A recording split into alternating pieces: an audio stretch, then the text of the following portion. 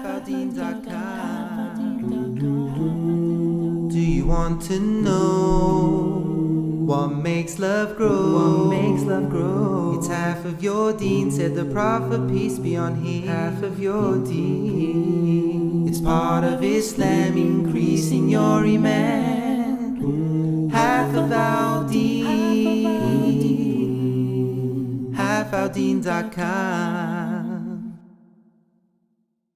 Back in summer 2006, I launched my first YouTube video. I wasn't sure if anyone was going to watch it, but I still made it anyways. Actually, if I knew now what I knew then with millions and millions of views, I probably would have dressed nicer.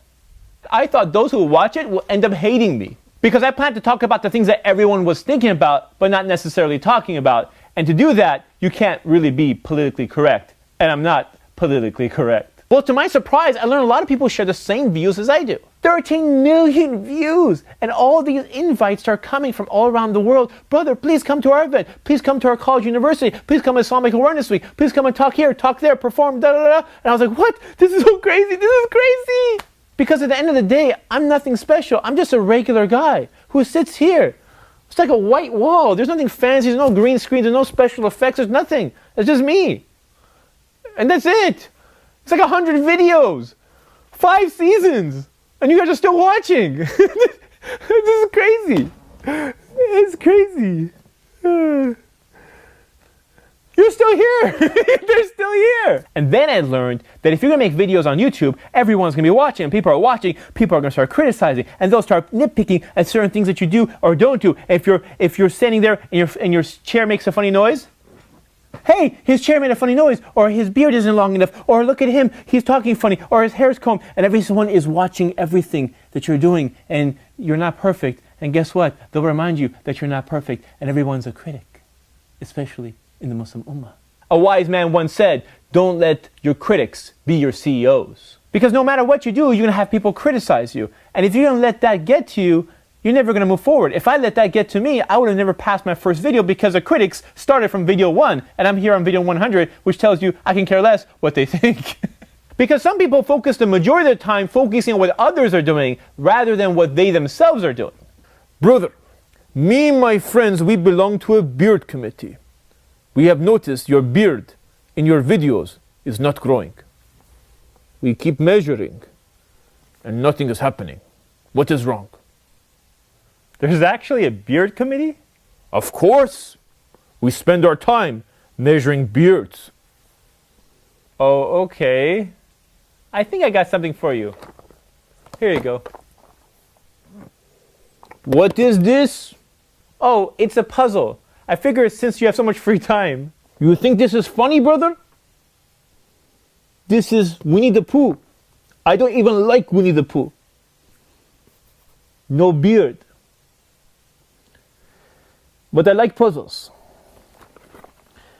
Maybe I talk to the beard committee and pull a few beards. I mean, strings. See what I can do.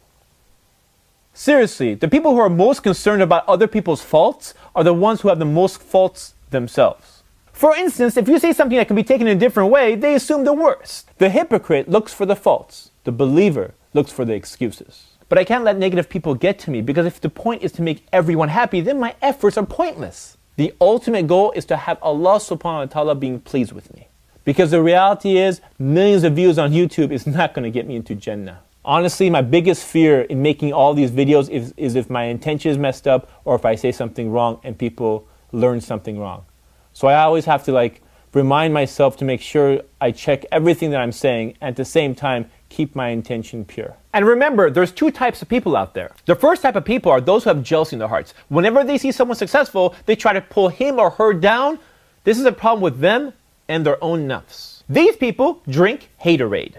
Hatorade? Yeah, it's like Gatorade, but with hate in it. It's sad that there's a lot of people out there who just want to see you fail. If they spent the same amount of energy that they use focusing and critiquing you onto something that's positive, imagine how much good can come out of that. But they don't, because the source of their energy comes from jealousy, and that's why they try to pull down anyone they see rise in their community. That same jealousy makes them judgmental, and when they see flaws in you, they announce it publicly.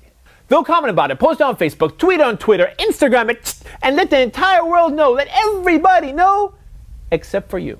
And that's why it's so hard to believe that any such action is sincere. The second type of people are those who genuinely care about you and they really want you to succeed. And when they give you criticism, it's constructive. And when they see you go outside the boundaries of Islam, they try to remind you, just in case you forgot. And when they see you do something wrong, they take you to the side and remind you privately.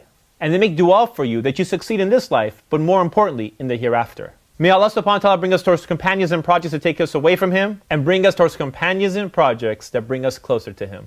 This is Ali, reminding you just in case you forgot. This is Ali, reminding you just in case you forgot.